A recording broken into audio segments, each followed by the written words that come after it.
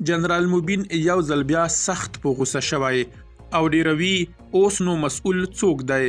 د سرزورۍ پایله دا شوه چې خپل ناموس په لوی لاس بل ته په لاس ورکوو. درنو لیدونکو ستړي مه شئ.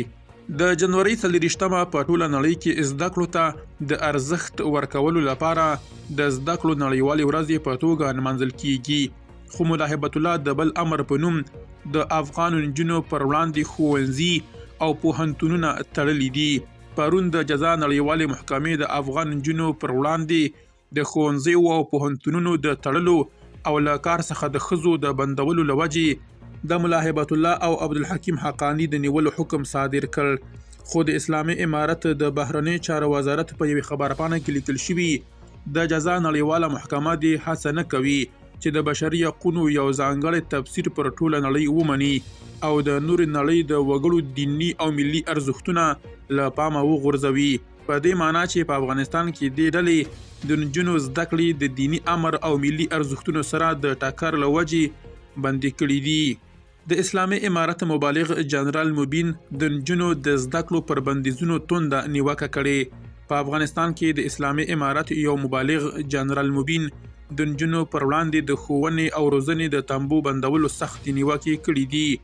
هغه پر خپل ایکس لیکلي چې د اسلامي امارت د تګلارو له امله به افغان نجونې اوس پاکستان ته ځي ترڅو هلته خپلو زده کړو ته دوام ورکړي.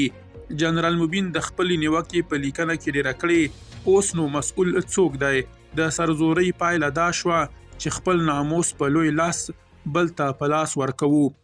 امریکا او اروپایي ټولنې پاکستان ته کلنۍ 1500 میلیونه ډالر بودیجه منظور کړي ترڅو افغان نجونې جذب کړي او هغوی ته د زده کړو ترڅنګ هنري زده کړې هم ورکړي.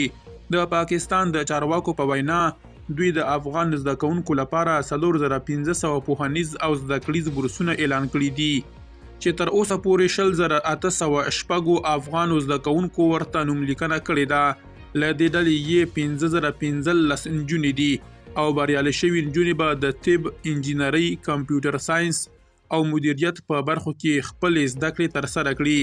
دا یادولو ده چې جنرال موبین دا څرګندونې په داسې مهال کې دي چې اسلامي امارت د نجونو پر لوړو زده کړو او ښوونځیو بندیزونه لګولي چې پر کور دننه او بهر له سختو نیوکو سره مخ دی.